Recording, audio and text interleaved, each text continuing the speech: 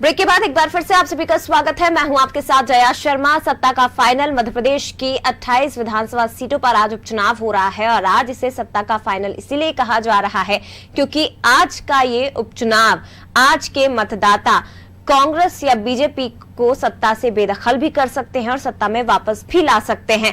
अलग अलग मतदान केंद्रों की तस्वीरें हम लगातार आप तक पहुंचा रहे हैं और इस वक्त की जो 6 तस्वीरें हैं मतदान के महापर्व के रूप में आज का दिन मनाया जा रहा है। मांधाता, पोहरी, ग्वालियर, भिंड, अनूपपुर और सागर, ये 6 तस्वीरें इस वक्त आपके टीवी स्क्रीन पर है, जहां बड़ी संख्या में मतदाता पहुंचे हैं। सबसे पहली तस्वीर आप मांधाता की देख रहे हैं, जहां भाजपा प्रत्याशी नारायण पटेल और वर्सेस कांग्रेस के उत्तम पाल सिंह के बीच में मुकाबला है, जहां बड़ी संख्या में मतदाता पहुंच रहे हैं। दूसरी तस्वीर पोहरी से, भाजपा से सुरेश धाकर और कांग्रेस से हरिवल्लभ शुक्ला यहां से मैदान में उतरे हैं। इन दोनों ही प्रत्याशियों की किस्मत का फैसला आज पोहरी की जनता कर रही है। तीसरी तस्वीर ग्वालियर से, भाजपा के प्रद्युम्न सिंह तोमर जो ऊर्जा मंत्री हैं, चौथी बार मैदान में, 3 बार कांग्रेस की ओर से लड़ चुके हैं और 1 बार हारे, 2 बार जीते। दूसरी तरफ उनके सामने कांग्रेस से सुनील शर्मा मैदान में है, जहां ये इन्हीं की दोनों की किस्मत आज ग्वालियर की जनता तय करने जा रही है। और ये बड़े नेता जिन्होंने आज वोट डाला है, ये वो प्रत्याशी हैं जिनकी किस्मत का फैसला आज होने जा रहा है। इमरती देवी, सुमित्रा कास्टेकर, सुरेश धाकर और उत्तम पाल सिंह, ये 4 प्रत्याशी अलग अलग सीटों से मैदान में उतरे हैं। अपने समर्थकों के साथ पहुंचे, इन्होंने भी वोट डाला और इसके साथ ही वोट डालने की अपील भी आम लोगों से उन्होंने की है। तो ये 4 तस्वीरें पहले मतदाताओं की देखी और अब ये तस्वीरें जहां प्रत्याशियों ने भी वोट डाला है और कहीं पर वोट बड़ी संख्या में पड़ रहे हैं तो कहीं पर कुछ ऐसे मुद्दे भी हैं जो ग्रामीणों को, जो जनता को रास नहीं आ रहे और इसी के चलते मतदान का बहिष्कार भी किया गया है। मांधाता, पोहरी, नेपानगर, इन विधानसभा क्षेत्रों के कुछ ग्रामीण अंचलों की तस्वीरें हम आपको दिखा रहे हैं, जहां पर मतदान का बहिष्कार ग्रामीणों ने किया है। देखिए, मताधिकार का प्रयोग आज किया जाता है, महापर्व आज मनाया जा रहा है और अपने मत का प्रयोग करना हर मतदाता की रिस्पॉन्सिबिलिटी है, जिम्मेदारी है, उसका अधिकार भी है। लेकिन यहाँ पर कुछ ऐसे मुद्दे हैं जो ग्रामीणों को रास नहीं आ रहे थे और इसके कारण इन ग्रामीणों ने यहां पर मतदान का बहिष्कार कर दिया है। और चलिए चर्चा की शुरुआत करेंगे। हमारे साथ हमारे न्यूज हेड रत्नाकर त्रिपाठी जी इस चर्चा में जुड़े हुए हैं। सर, पहली 6 तस्वीरें थी जहां पर उत्साह के साथ बढ़ चढ़कर इस लोकतंत्र के इस महापर्व में लोगों ने भाग लिया। दूसरी तरफ तस्वीरें हमने वो भी देखी जिनकी किस्मत का फैसला आज होना है, वो भी वोट डालने पहुंचे। लेकिन जो तीसरी तस्वीर हमने दिखाई वो आपने भी देखी होगी, मतदान का बहिष्कार किया गया। लोकतंत्र की सबसे बड़ी ताकत वोट डालना होता है। अगर आप वोट नहीं डालेंगे तो अपने जनप्रतिनिधि से सवाल पूछने का हक भी आपके पास नहीं होता है। लेकिन कई ऐसे मुद्दे हैं जिनके चलते ग्रामीण मतदान का बहिष्कार कर रहे हैं। तंत्र में वोट की ताकत बहुत ज्यादा होती है जी। अनफॉर्चुनेटली कई बार ऐसी चीजें हो जाती हैं, जैसे पोहरी का मामला है, लोगों ने कहा आपने सड़क का वायदा पूरा नहीं किया था। मांधाता में भी इसी तरीके का कोई इशू होगा। होता क्या है कि वोटर एक स्थिति के बाद में चुप बैठ जाता है, उसकी खामोशी को ये समझ लिया जाता है कि मुद्दे को भूल गए, लेकिन वो सही मौके का इंतजार करता है। और आप इन तीनों जगहों पर देखेंगे तो आप पाएंगे कि प्रशासन के लोग डेफिनेटली वहां पर पहुंचे होंगे, जो प्रत्याशी जो कॉन्टेस्ट कर रहे हैं उनके लोग भी पहुंचे होंगे, उन ग्रामीणों को मनाने की कोशिश की जा रही होगी और हो सकता है इसमें कुछ हद तक सफलता मिल जाए जी। लेकिन ऐसी एक बार की घटना से, अब हम पोहरी का ही अगर एग्जाम्पल ले लें, मांधाता पोहरी 2 को अगर हम अपना स्टैंडर्ड मान लें इसमें, तो इन 2 जगहों पर अब जब अगला विधानसभा चुनाव जब भी होगा तब प्रत्याशियों के दिमाग में उसके पहले बात जरूर रहेगी कि यही वो जगह थी जहाँ के मतदाताओं ने मतदान का बहिष्कार कर दिया था। तो हो सकता है कि अपने जो उनके एरियाज हैं वहाँ की पब्लिक प्रॉब्लम को वो लोग थोड़ा सीरियसली और लेना शुरू करें, क्योंकि बात तो बिल्कुल फैक्ट है कि बहुत सारी जन समस्याएं ऐसी रहती हैं और बड़ा बुनियादी चीजें रहती हैं जिनके ऊपर लोग चुनाव जीत कर आते हैं, जिन्हें अपने मैनिफेस्टो में शामिल किया जाता है। पानी नहीं है, सड़क नहीं है, पहुंच का रास्ता नहीं है वहां तक। अब इस तरीके की चीजों पर भी यदि कोई सुनवाई नहीं हो रही है, जो बहुत ही बेसिक एम्यूनिटीज में शामिल कहलाता है, तो मतदाता के पास यही विकल्प बचता है। तो जहां जिस तरह जब हम ये जिक्र करते हैं कि मतदान करना उसका अधिकार है, उसका कर्तव्य भी है, वहां ये भी हमें देखना होगा कि जो जनप्रतिनिधि हैं वो अपने कर्तव्य में उस क्षेत्र के प्रति कितने संजीदा नजर आते हैं, कितने सिंसियर नजर आते हैं। और जब ऐसी सिंसियरिटी की कमी होती है, संजीदगी की कमी होती है, तो मतदाता के पास फिर इस तरीके की चीजों के अलावा जो है और कोई विकल्प रह नहीं जाता। और आप देखिएगा थकार के शाम तक, मुझे जो पूर्ववर्ती अनुभव है कि शाम तक मतदान होने लगेगा, वहां पर लोग वोट डालने भी चले जाएंगे, क्योंकि जैसा हमने सुबह की बहस में भी कहा था कि विकल्प का अभाव है दरअसल। बिल्कुल। तो मतदाता को मनमार को हो सकता है वोट डालने चला जाए, लेकिन अपना एक मैसेज उसने बहुत क्लियरली दे दिया है कि यदि इस तरीके का व्यवहार चलता रहा तो इस बार तो हो सकता है मनाने से मान जाए, वो हो सकता है अगली बार बिल्कुल ही मना करते, रिजिड हो जाए। वो कई जगह हमने देखा है जहां पर लोग अपने गांव के बाहर या किसी वार्ड के बाहर या किसी क्षेत्र के बाहर बैनर लगा देते हैं कि यहाँ वोट मांगने के लिए मत आइएगा। बिल्कुल। तो ये सारी जो नाराजगी है जनता के कई तरीके हैं वो उसको अपनी व्यक्त करने के, एक तरीका ये भी है। तो इन 3 जगहों का जो हम देख रहे हैं वहां पर भी ये स्थिति, और देखिएगा मुझे जो लगता है कि शाम तक ये लोग मान जाएंगे 4 साढ़े 4 बजे तक और पोलिंग करने चले जाएंगे। ये तो हमारी बात हो गई सर, ये क्योंकि लोकतंत्र की ताकत है, वोट करना जरूरी है। भले ही आप किसी भी प्रत्याशी को दें, भले ही आप नोटा का बटन दबाएं, लेकिन वोट करने के लिए आपको जरूर जाना चाहिए। इसके पहले भी विधानसभा चुनाव में, लोकसभा चुनाव में हमने देखा कई जगह पर चुनाव का बहिष्कार सिर्फ इसलिए किया जाता है क्योंकि उन्हें मूलभूत सुविधाएं नहीं मिलती। हालांकि आप ये भी कह रहे हैं कि शाम तक जरूर ये ग्रामीण पहुंचेंगे, प्रशासन इन्हें समझाइश देने पहुंचेगा, लेकिन उन सुविधाओं का क्या, उन मुद्दों का क्या जिनके वादे जनप्रतिनिधि इनसे करते हैं, और उसके बाद जब कोई ऑप्शन नहीं बचता ग्रामीणों के पास तो मतदान का बहिष्कार करने की नौबत आ जाती है। वो मुद्दे तो जस के तस ही रहते हैं। तब भी जय दरअसल क्या होता है कि जो पॉलिटिकल हमारा सिस्टम है उसमें जो कंसर्न वाला हिस्सा है, जो फोकस वाला हिस्सा है, वो बड़ा पॉकेट्स में डिवाइड कर दिया गया। एक्चुअली कोई भी नतीजा आने के बाद में या चुनाव से पहले ही प्रत्याशी को ये पता रहता है, जो वहां पर जो सिटिंग एमएलए रहता है जी, या जो भी प्रत्याशी, उनको पता रहता है कि इस जगह से हमें वोट मिलना मुश्किल है, इस जगह से हमें कम वोट मिलते हैं। तो उस चक्कर में क्या होता है कि वो अपने कार्यकाल के दौरान उस जगह को उतनी तवज्जो नहीं देता है। उसका मानना रहता है कि यहाँ पर पत्थर से पानी निकालने जैसी मुश्किल चीजें मैं काम करवा दूंगा तभी मुझे वोट नहीं मिलने, जबकि दूसरे पॉकेट्स ऐसे हैं जहां मैं भले ही कम काम करवाऊं लेकिन वहां से मुझे थोकबंद वोट मिलते रहेंगे। तो ये पॉकेटिंग जब ये होने लगती है आपके ख्यालात की, आपकी जनसेवा के जो आपका कंसेप्ट है उसकी भी आपने पॉकेटिंग कर दी, उसको पॉकेट्स तक सीमित करके रख दिया कि इस क्षेत्र में काम करवाऊंगा तो फायदा मिलेगा, इसमें कराऊंगा तो फायदा नहीं मिलेगा। तो उसके चलते क्या होता है कि कई समस्याएं स्थायी रूप से वहां पर घर करती चली जाती हैं और उनका नतीजा इस तरीके से मिलता है। और आपने बहुत ही सही, बहुत ही वाजिब सवाल किया है कि बेसिक एम्यूनिटीज जैसी चीजों का फिर क्या होगा। लोकतंत्र तो अपनी जगह पर है, मताधिकार अपनी जगह पर है, मतदान का आह्वान अपनी जगह पर है, पोलिंग अपनी जगह पर है, लेकिन इन जो बेसिक एम्यूनिटीज हैं और जो इतनी ऐसे किस्म की सुविधाएं हैं, हम भोपाल में बैठ के शायद उनको महसूस नहीं कर पाते, लेकिन जब जमीनी स्तर पे जाएं तो आजादी के 70 साल से ज्यादा के बाद भी जया अगर हम स्थिति देखते हैं कि आज भी कई गांव ऐसे हैं जो बरसात के आते ही जहां जाना नामुमकिन हो जाता है। बिल्कुल। और आज भी हम मूलभूत सुविधाओं पे बात कर रहे हैं सर, आज भी हर मंच से ये कहा जाता है कि हम पानी की सुविधा देंगे, हम रोड बनवाएंगे, हम सड़क का निर्माण करवा देंगे। हैरानी होती है ऐसे वादों को सुनकर के 70 साल से ज्यादा का समय हो गया और आज भी हम उसी पर अटके हुए हैं कि मूलभूत सुविधाएं हम देंगे। सर मैं लौटूंगी, लेकिन सांवेर से प्रत्याशी हैं बीजेपी के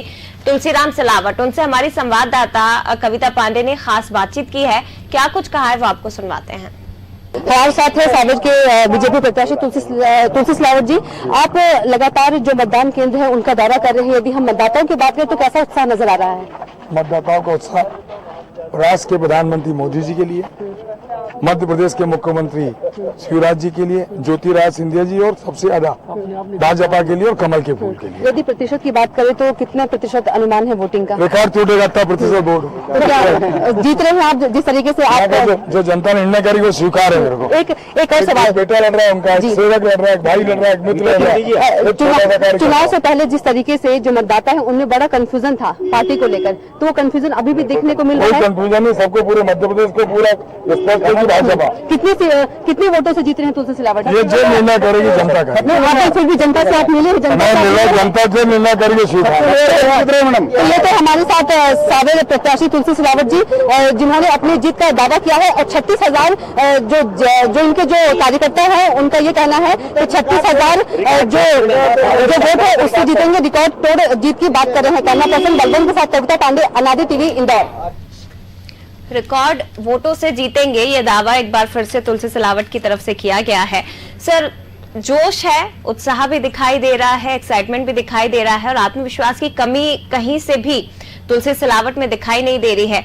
क्या इसका कारण मान सकते हैं? इसका कारण यह है कि उनके सामने जो प्रत्याशी हैं उनको वो कम आंक रहे हैं, या उनके सामने जो पार्टी खड़ी है कांग्रेस, उसका अस्तित्व इस वक्त मध्य प्रदेश में डामाडोल हो रहा है, या फिर ये कहा जाए कि बीजेपी का संगठन मजबूत है, सीएम शिवराज सिंह चौहान चेहरा है, प्रधानमंत्री नरेंद्र मोदी एक बड़ा चेहरा है, और इसलिए जीत आसानी से निकल जाएगी? जय, अब यहाँ तुलसी सिलावट से जो हमने बहुत संक्षिप्त बातचीत सुनी, उसमें दो चीजें बड़ी गौर करने के लायक है। निश्चित रूप से आत्मविश्वास से भरे दिख रहे हैं जी। और हर पार्टी अपनी जीत का दावा करती है, लेकिन तुलसी सिलावट लगातार इस प्रश्न को नजरअंदाज करते रहे कि वो कितने वोट से जीतने जा रहे हैं। ये वही लोग हैं जो पहले इस बात के दावे करते थे कि इतने इतने से जीतेंगे, लेकिन आपने गौर किया होगा उनके समर्थक भले ही 36,000 वोट से जीतने की बात कर रहे हैं, लेकिन तुलसी सिलावट ने कहा जनता का निर्णय मुझे स्वीकार होगा, जनता का निर्णय मुझे शिरोधार्य होगा। तो निश्चित रूप से ये कहीं ना कहीं आपके अंदर लैक ऑफ कॉन्फिडेंस जैसी स्थिति बता रही है। और जाहिर सी बात है, प्रेमचंद गुड्डू कमजोर प्रत्याशी बिल्कुल नहीं है, वो भी सांसद रह चुके हैं, बिल्कुल विधायक रह चुके हैं, और प्रेमचंद गुड्डू का भी लंबा राजनीतिक अनुभव है, लंबा राजनीतिक कद है उनका। और क्षेत्र में जिस तरीके से जो कि सारे बीजेपी के कैंडिडेट्स के सामने जो स्थिति होगी, एक तबका तो जरूर जनता का इस बात से नाराज होगा कि हमने आपको कांग्रेस के प्रत्याशी के तौर पे जिताकर भेजा था और आप बीजेपी में शामिल हो गए। तो इन सब के चलते जो स्थितियां बन रही हैं उनमें ये होता है कि अब आप ये कहने लगे हो कि जनता का जो निर्णय होगा, यहाँ इसका आशय ये नहीं कि तुलसीराम सिलावट कमजोर दिख रहे हैं, लेकिन वैसा कॉन्फिडेंस नजर नहीं आ पा रहा। और दूसरी इसमें बड़ी नोटिस करने वाली चीज ये है कि जब उन्होंने अपनी बात की शुरुआत की, उन्होंने कहा केंद्र में प्रधानमंत्री नरेंद्र मोदी, मध्य प्रदेश में शिवराज सिंह चौहान, उसके बाद ज्योतिरादित्य सिंधिया।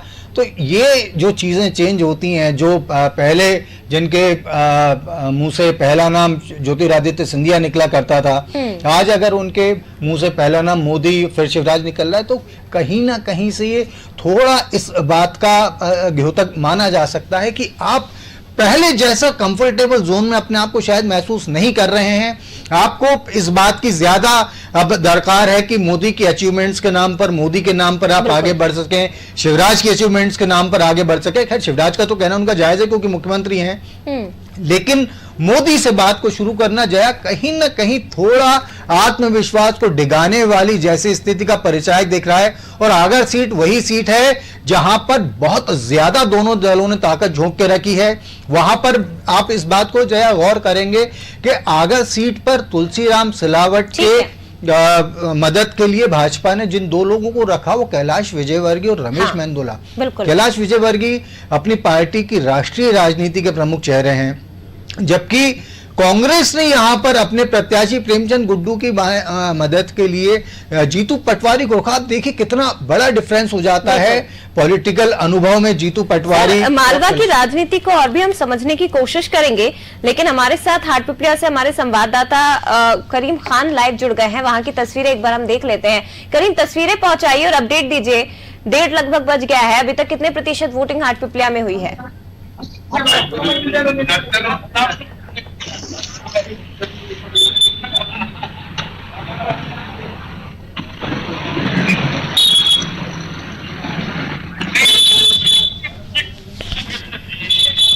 करीम, आवाज आ रही है आपको?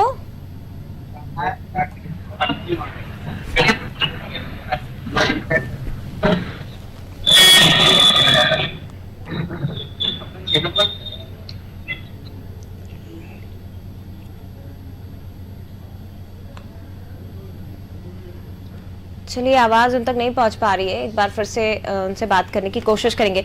सर, सांवेर की हम बात कर रहे थे अभी, जैसा कि आपने जिक्र किया कि आप देखिए पहले ज्योतिरादित्य सिंधिया का नाम तुलसीराम सिलावट की जुबान पर होता था, कट्टर समर्थक माने जाते हैं ज्योतिरादित्य सिंधिया के, लेकिन अभी जब चर्चा की अनादि टीवी से तो सबसे पहले पीएम मोदी का नाम लिया, फिर सीएम का नाम लिया और उसके बाद ज्योतिरादित्य सिंधिया का नाम लिया।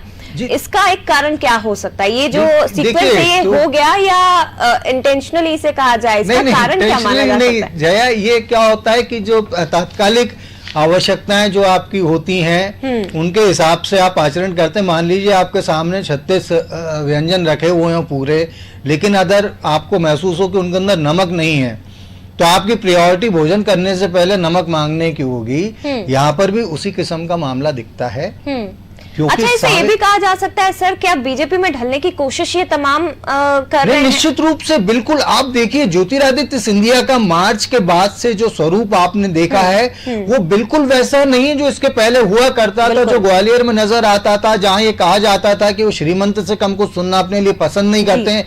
वही ज्योतिरादित्य सिंधिया को आज की डेट में जो हमने सुबह उनकी झलक देखी मतदान के बाद वाली, जो मतदान करने गए थे उसके बाद वो बाहर निकल के जो एक दोस्ताना अंदाज जो आजकल उनका हो गया है, निश्चित रूप से इस पूरी जो ज्योतिरादित्य सिंधिया और जो उनके साथ में जो विधायक हैं, इस बात के लिए उन सभी की मतलब आश्चर्य होता है देखकर कि उन्होंने अपने आप को भाजपा की संस्कृति में रचने बसने का कोई भी मौका नहीं गवाया है, कोई हिचक नहीं दिखाई है। ज्योतिरादित्य सिंधिया जिस तरीके से उनका व्यवहार दिखता है अब उसे देखें, या तुलसी सिलावट ने का जो देखें, या बाकी भी जो लोग उनके साथ में आए थे उसको देखें, तो ये बात तो आपने बिल्कुल सही कही है कि भाजपा की रीति नीति से आत्मसात वो लोग हो रहे हैं और ये अब उनके लिए बहुत बड़ी पॉलिटिकल जरूरत भी बन गई है। क्योंकि यदि आपको इसी सरकार के साथ लंबी पारी खेलनी है तो जाहिर सी बात है कि भाजपा तो अनुशासन के मामले में, खासतौर से संगठनात्मक अनुशासन के मामले में बहुत सख्त पार्टी मानी जाती है, तो उसके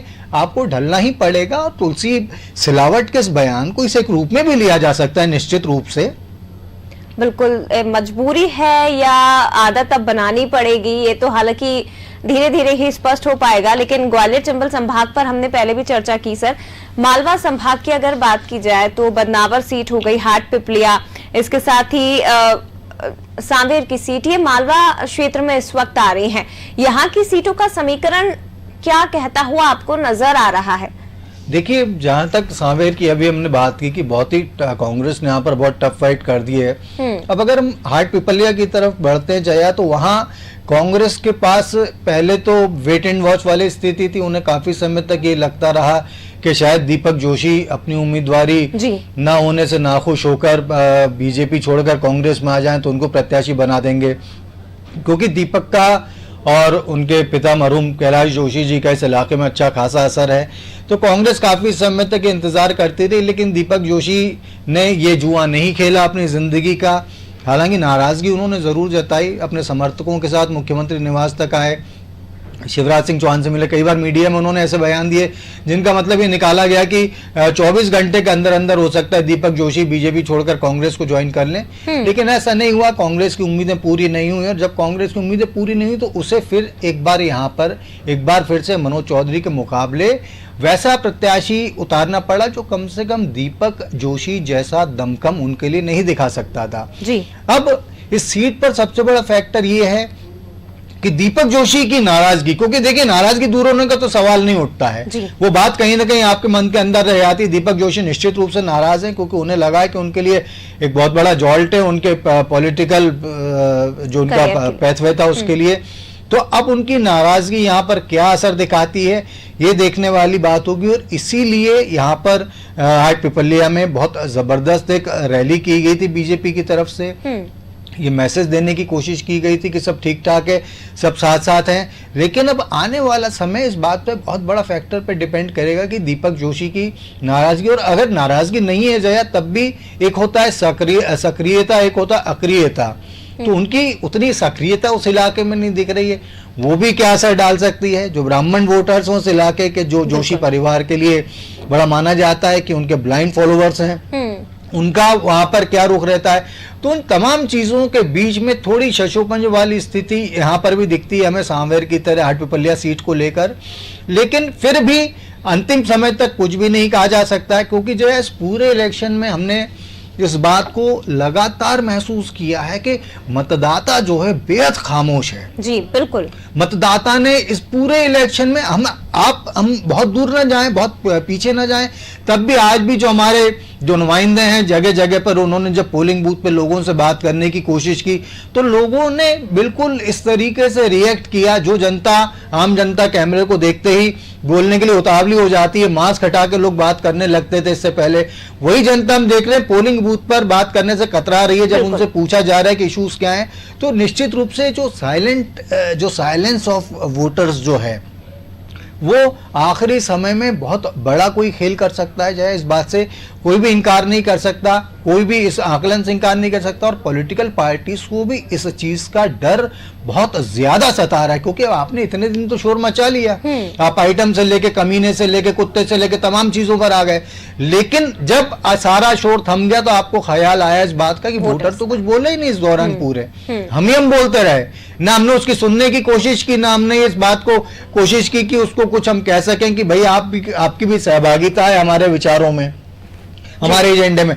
तो वोटर का जो चुप्पी है जया, वो इन लोगों को डरा रही है, और वो हो सकता है कि आने वाले 10 तारीख को कुछ बहुत बड़ी उठापटक का तो मैं नहीं कह रहा, लेकिन हाँ फिर भी बहुत बड़े झटके देने जैसी स्थिति में, उम्मीदों से परे इसे कहा जा सकता है सर, कि जो पार्टियां उम्मीद कर रही हैं, हाँ जी, शायद उससे परे कुछ ऐसा परिणाम जो आपको भी चौंका सकता है, जो राजनीतिक पार्टियों को भी चौंका सकता है, और जो प्रत्याशियों को भी चौंका सकता है कि हमने तो इसकी उम्मीद नहीं की थी। जय, न सिर्फ उम्मीद, मैं तो जोड़ना चाहूंगा, न सिर्फ उम्मीद बल्कि आशंकाओं से परे भी बहुत कुछ हो सकता है।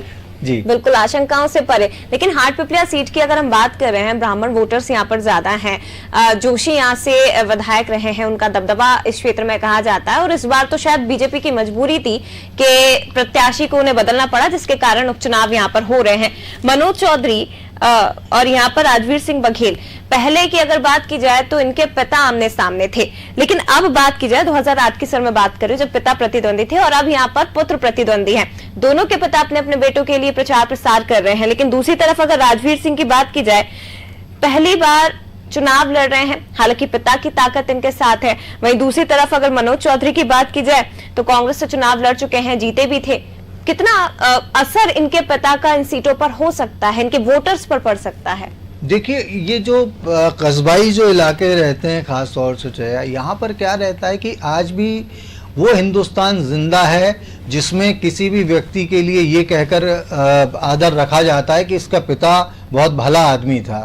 वहां पर जो कस्बों की जो मानसिकता रहती है उसमें बिल्कुल इस तरीके का रहता है कि इसका पिता बहुत अच्छा आदमी था इसलिए डेफिनेटली ये भी अच्छा होगा, या इसका पिता बहुत बुरा आदमी था इसलिए इसके भी अच्छा होने का कोई चांस नहीं। तो जो पिताओं की जहां तक सेवा लेने की बात है और पिताओं के जहां तक असर की बात है, जय, ये सवाल बहुत सही है आपका कि कम से कम इस तरीके की सीटों पर जो बहुत ही खास शहरी इलाके होते हैं, मेट्रोपॉलिटन एरियाज होते हैं, उनकी बात अलग होती है, लेकिन इन कस्बाई इलाकों में आज भी फैक्टर काम करता है। तो दोनों के पिता जैसा आप बता रहे हैं इस चुनाव में सक्रिय रहे हैं, तो उनका निश्चित रूप से, और वो जो जनरेशन जो एक रहती है वोटर्स की, जो बुजुर्ग वोटर्स रहते हैं, उनके ऊपर इनका ज्यादातर असर रहता है। और मैं आपको एक बहुत छोटा सा एग्जांपल देना चाहूंगा कि वैजयंती माला ने जब दक्षिण भारत से पहली बार लोकसभा का चुनाव लड़ा था, तो एक उस समय की टॉप मैगजीन ने वहां का कवरेज करके कहा था कि एक औरत ने कहा, मैं इसे डेफिनेटली वोट दूंगी, जीतने देखना चाहूंगी,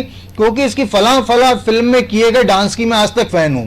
वो औरत वहां के टिपिकल, बहुत ही उस लोकसभा क्षेत्र के बहुत ही देहाती इलाके की रहने वाली थी।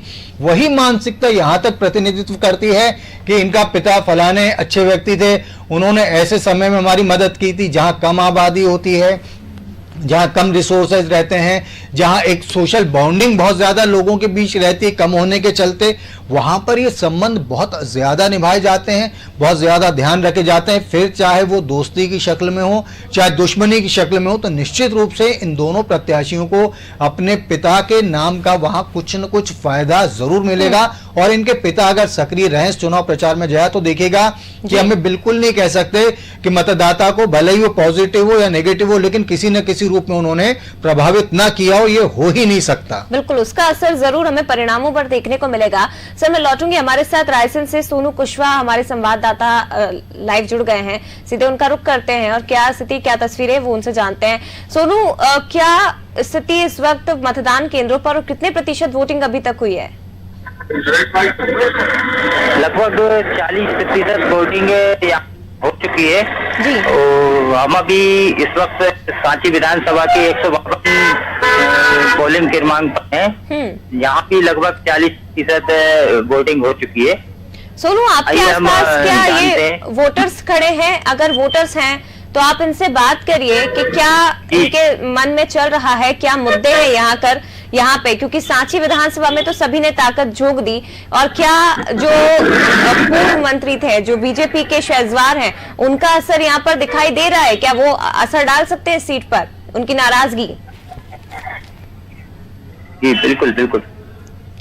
आप वर्तमान में यहाँ जो सांची विधानसभा चुनाव चल रहा है, आप इससे किस नजरिए से देखते हैं और क्या मुद्दे रहेंगे? देखिए, विश्व के सबसे बड़े लोकतंत्र भारत में और मध्य प्रदेश में जो उपचुनाव होने जा रहा है, उसमें मतदान में बढ़ चढ़कर हिस्सा, यहाँ के सांची विधानसभा के मतदाता बढ़ चढ़कर हिस्सा ले रहे हैं। कोरोना के बावजूद, कोरोना का लॉकडाउन, उसकी गाइडलाइन का प्रयोग करते हुए सारे मतदाता इसका अपना मत का अधिकार का प्रयोग कर रहे हैं। लगभग क्या यहाँ पर भी करीब 50% मतदान हो चुका है 2 बजे के करीब, और शाम तक 70 से 75% मतदान हो जाएगा, जिसमें भारत के संविधान और भारत के मध्य प्रदेश के विकास के लिए और भारत के विकास के लिए सांची विधानसभा में भारतीय जनता पार्टी के पक्ष में मतदाता मतदान कर रहे हैं। क्या लगता है आपको, किस नजरिए से आप चुनाव को?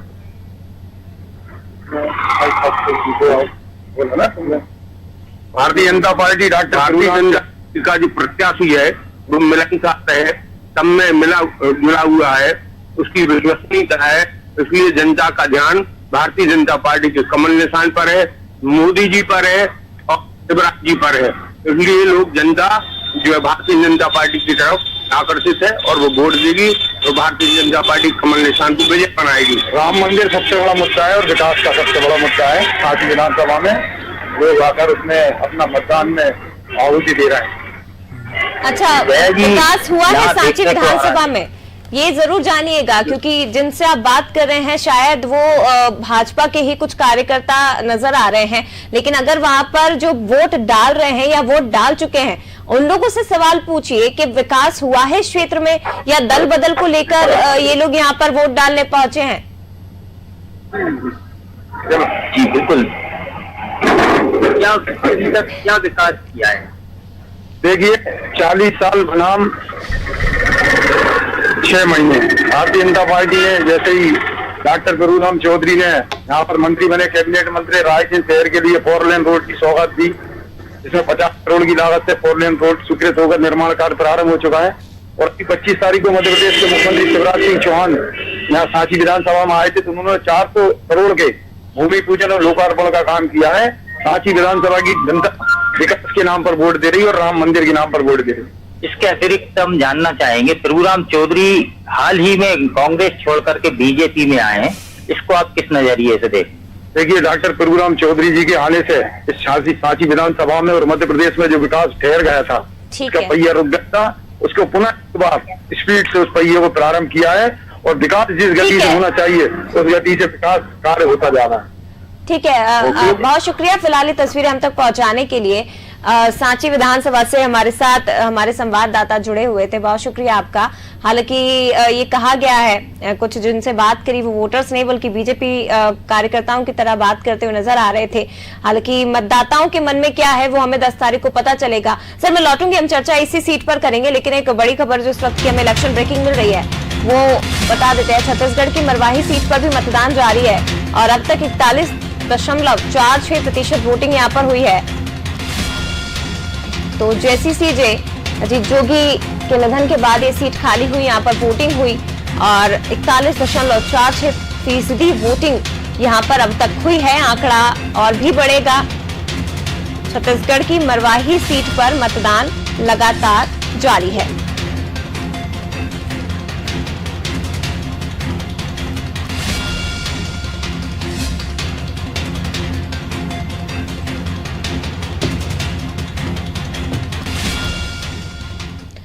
और इधर यूपी की सीटों पर भी वोटिंग लगातार की जा रही है। उत्तर प्रदेश की 7 सीटें जहां वोटिंग इस वक्त हो रही है। बांगरमऊ में 30.14% वोटिंग, बुलंदशहर में 28.83% वोटिंग हुई है। देवरिया सदर में 31.85% वोटिंग हुई है। घाटमपुर में 24.4% वोटिंग, 47% वोटिंग हुई है। मल्हनी में 28% वोटिंग दर्ज की गई है। इसके साथ ही नौगावा सादात में 35.71%, टंडला में 31% वोटिंग और बांगरमऊ में 30.14% वोटिंग अब तक हुई है। तो ये अपडेट आपको यूपी की सीटों का दे रहे हैं, जहां 7 सीटों पर इस वक्त वोटिंग हो रही है।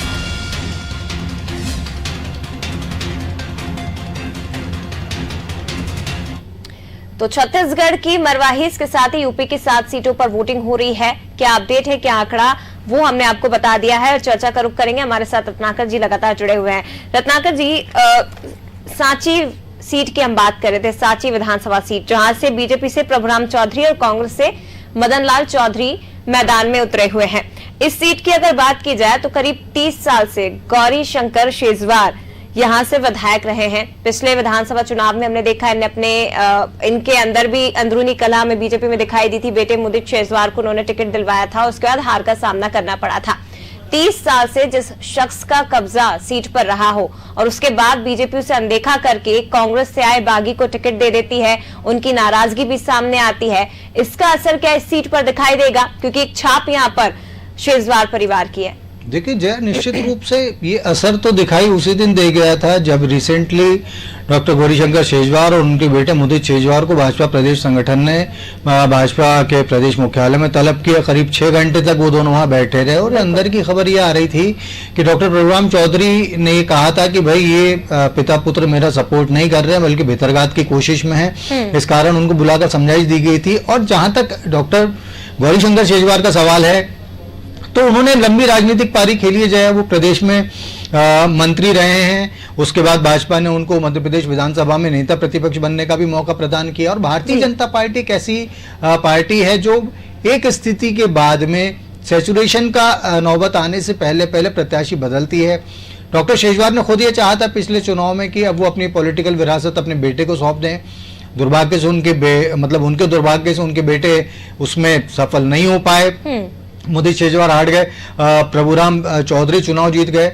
अब जो वहां पर माहौल है, तो प्रभुराम चौधरी की अपनी खुद की वहां पर कई क्षेत्रों में अच्छी पकड़ है और दूसरा ये है कि जिस हिसाब से वहां पर ये माना जा रहा था कि सैबोटेज हो जाएगा भाजपा में, इस तरीके की चीजों की दूसरी पार्टियों के बनिस्बत थोड़ी कम संभावना इसलिए रहती क्योंकि यहाँ जो अनुशासन रहता है, अनुशासनहीनता पर यहाँ पर थोड़ी ज्यादा सख्ती बढ़ती जाती है। लेकिन हाँ, जैसा कि हमने आठ पिपलिया के लिए कहा था वैसा यहाँ पर भी होता दिख रहा है कि हो सकता है आप एक्टिव ना रहें, हो सकता है आप उतने वोट मांगने न निकलें। मैं इसीलिए हमारे जो संवाददाता थे मैं उनसे पूछना चाह रहा था कि क्या आज अब तक उन्होंने 1:30 बजे तक डॉक्टर गौरीशंकर शेजवार या मुदित शेजवार को लोगों के पास जाते या किसी तरीके से सक्रिय देखा कि नहीं देखा, उनसे बात नहीं हो पाई।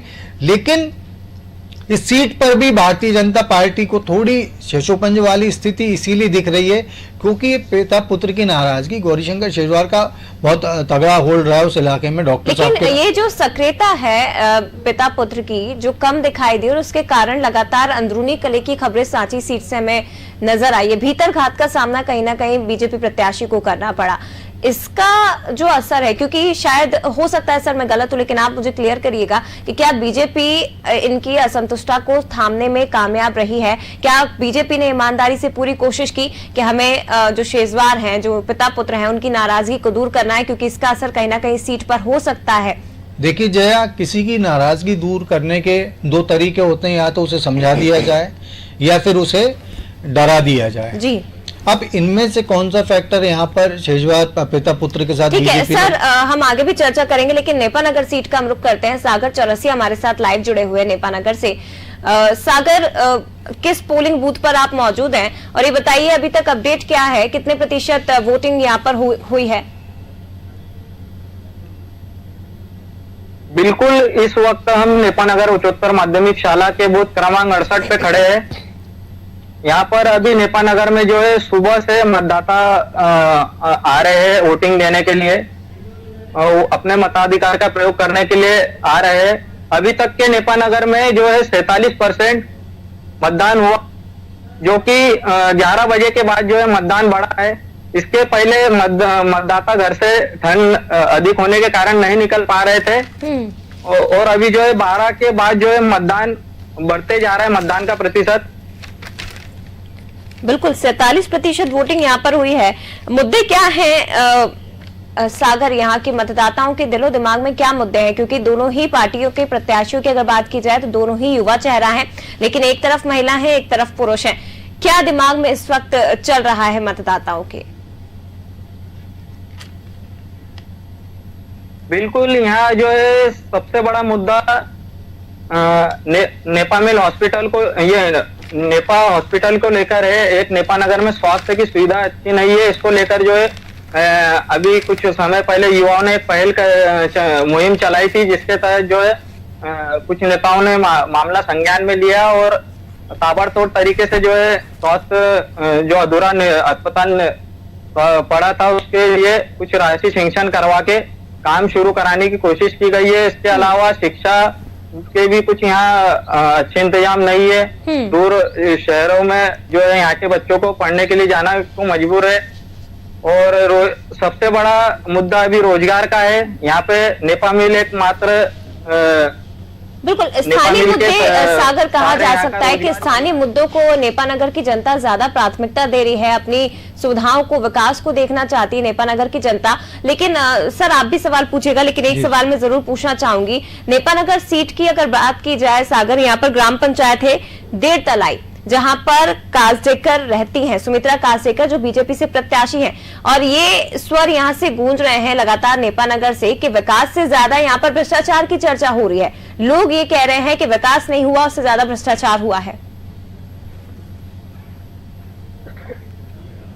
बिल्कुल, यहाँ कई राजनीतिक पार्टियों के नेता रहे हैं नेपानगर में, लेकिन नेपानगर में अभी तक के कोई ऐसा विकास हमें दिखा नहीं है। और यहाँ पंचायत की बात करें तो पंचायत में बहुत ज्यादा भ्रष्टाचार है। जिधर जहां भी नेपानगर की पंचायत में जाओगे कहीं ना कहीं आपको भ्रष्टाचार निकलेगा यहाँ पे, यदि छानबीन की जाए तो।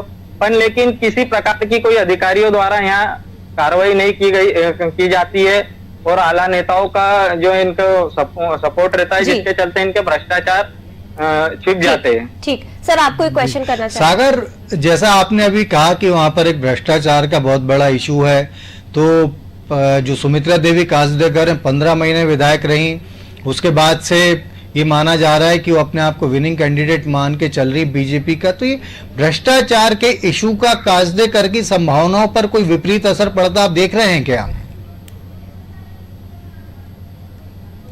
बिल्कुल, अभी जो है भ्रष्टाचार का मुद्दा भी आ सकता है, प्रत्याशी को उसका भी जो है सामना करना पड़ सकता है। उसी को देख के जो है मतदाता अपनी प्रत्याशी चयन के वोटिंग कर रहे हैं। सागर, एक सवाल आपसे और है कि सुमित्रा, सुमित्रा काजरेकर के लिए ये बीच में सामने आया था कि खुद उनके ससुर उनके खिलाफ वहां पर प्रचार कर रहे हैं। उन्हें सुमित्रा काजरेकर को अपने घर के साथ साथ क्या भाजपा के भीतर से भी कोई चुनौती मिलती दिख रही है क्या आपको? बिल्कुल, उनका एक ससुर का एक ऑडियो वीडियो जारी हुआ था जिसमें उन्होंने कहा था कि मुझे कमलनाथ की सभा में मेरे लड़के ने और बहू ने आने नहीं दिया। और जो फेसबुक और व्हाट्सएप पे जो है कांग्रेस लोगों ने जो है बहुत अधिक शेयर किया था, जिसे लोगों ने देखा भी। और यहाँ पे बिल्कुल ये कहा जा सकता है इसका भी जो है भीतर घात का भी सामना करना पड़ सकता है बीजेपी को। पारिवारिक कलह का भी असर शायद इस सीट पर हमें देखने को मिले। फिलहाल शुक्रिया आपका सागर, ये तमाम तस्वीरें हम तक पहुंचाने के लिए, और दोबारा आपसे जुड़ेंगे, अपडेट आपसे फिर से लेंगे कि आखिर कितना प्रतिशत वोटिंग यहाँ पर हुआ है। सर, इस सीट के बारे में एक टिप्पणी आपसे, उसके बाद हम ब्रेक पर जाएंगे। इस सीट के बारे में जया बड़ी दुर्भाग्यजनक टिप्पणी कि जिस सीट से ऐसे दिग्गज लोग जीत कर आए हैं, तनवंत सिंह कीर जिनका नाम लिया जाता है, ब्रजमोहन मिश्रा जिनका नाम लिया जाता है, अर्चना चिटनिस जिनका नाम लिया जाता है, इस सबके बावजूद अगर वहां पर भ्रष्टाचार इतना बड़ा इशू है, बिल्कुल कि जब हमारे संवाददाता हमको बता रहे तो कह रहे पंचायत ऑफिस से लेकर सब जगह इतना भ्रष्टाचार है, लेकिन अधिकारी कभी कोई कार्रवाई नहीं कर सकते, तो ये तो बहुत ही दुर्भाग्यजनक स्थिति है। जो थोड़ी देर पहले कुछ सीट्स को लेकर हम इस तरह की बात कर रहे थे कि भाई 1956 में मध्य प्रदेश के गठन के बाद से, देश की आजादी के बाद से भी अगर बुनियादी सुविधाएं नहीं है, तो एक ऐसी सीट मतलब जिसकी जिक्र सुनकर जिसका साफ समझ में आ रहा है, जिसके लिए ये हो रहा है कि भाई भ्रष्टाचार में डूबा हुआ पूरा माहौल है, तो ये तो बहुत ही जिसको कैसे दुर्भाग्यजनक स्थिति है। कांग्रेस के दिग्गज लोग यहां से जीते हैं, बीजेपी के दिग्गज लोग यहां से जीते हैं, उसके बावजूद अगर वहां पर भ्रष्टाचार जैसी चीज इस कदर जड़ें जमा चुकी है कि हमारे संवाददाता कह रहे हैं कि अफसरान शिकायत पर ध्यान नहीं देते, तो जय आप खुद सोचिए, जो सुबह से हम एक बात पर कह रहे हैं कि इश्यूज बेस्ड चुनाव हो ही नहीं रहा। अगर इशू बेस्ड चुनाव होता तो आज सुमित्रा देवी काजरेकर के ससुर का वीडियो या वहां पर इस तरीके की और चीजें नहीं आती टिकाऊ बिकाऊ जैसी, जो हमारी टीम ने बीच में जाकर देखा था। वहां भ्रष्टाचार का मुद्दा छाया हुआ रहता है, लेकिन आप देखिए भ्रष्टाचार कोई इशू नहीं है, जबकि वहां पर सबसे बड़ी समस्या भ्रष्टाचार है। तो इससे ज्यादा इस सीट के बारे में और इस बारे में कोई बात करने को तैयार नहीं है सर, कि हम अगर हमारी पार्टी आती है तो हम भ्रष्टाचार हटाएंगे, आपको जो सुविधाएं चाहिए वो सुविधाएं हमारी पार्टी आपको प्रोवाइड करवाएगी, बल्कि इसके अलावा इसके अंदर दूसरे राग वहां पर आपको प्रत्याशियों के मुंह से सुनने को मिलेंगे। लेकिन चर्चा लगातार जारी है। फिलहाल शुक्रिया सर आपका इस चर्चा में शामिल होने के लिए। 28 सीटों पर वोटिंग मध्य प्रदेश में हो रही है, सत्ता का महासंग्राम आज हो रहा है। कई सीटें ऐसी हैं जिसकी तस्वीरें, जिसका अपडेट हमने आपको पहुंचाया है। वोटिंग परसेंटेज में लगातार बढ़ोतरी हो रही है, लेकिन कई सीटें ऐसी हैं जहां पर वोटिंग परसेंटेज थमा हुआ है और कई जगह पर ग्रामीणों ने बहिष्कार भी किया है। लेकिन पल पल का अपडेट लगातार आपको हम देते रहेंगे। यहाँ पर एक छोटे से ब्रेक के लिए रुकेंगे।